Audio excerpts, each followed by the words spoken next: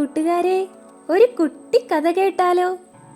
കഥയുടെ പേര് കാണാത്ത കാഴ്ചകൾ.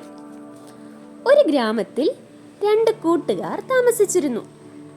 അവർ ഒന്നിച്ച് ഒരു നാൾ ഒരു സായാഹ്ന സഞ്ചാരത്തിന് ഇറങ്ങി.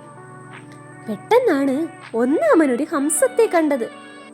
തന്റെ സുഹൃത്തിനെ കൂടി ആ കാഴ്ച കാണിക്കാൻ അവനെ തട്ടി വിളിച്ചു. അവനോ തന്റെ ചെരുപ്പിനടിയിൽ കയറിയ മണൽത്തരി മാറ്റുന്ന തിരക്കിലായിരുന്നു. അവൻ തല ഉയർത്തി നോക്കിയപ്പോഴേക്കും ഹംസം പറന്നുപോയിരുന്നു. അവൻ ചോദിച്ചു, എന്ത് കാണിക്കാനാ നീ തട്ടി വിളിച്ചത്? അതോ, ഞാനേ ഒരു ഹംസത്തെ കണ്ടു, അത് നിനക്ക് കാട്ടിത്തരാനാ. അയ്യോ, ഞാൻ ഇന്നേ വരെ ഒരു ഹംസത്തെ കണ്ടിട്ടില്ല. കൂട്ടുകാരന് വിഷമമായി. കുഞ്ഞുങ്ങളെ, ഈ കഥയിൽ നിന്ന് നിങ്ങൾക്ക് എന്താ മനസ്സിലായേ? എന്തിനും സമയപരിധിയുണ്ട്. അതിനുള്ളിൽ നടക്കുന്ന കാര്യങ്ങൾ മാത്രമേ ആസ്വാദ്യകരമാകൂ.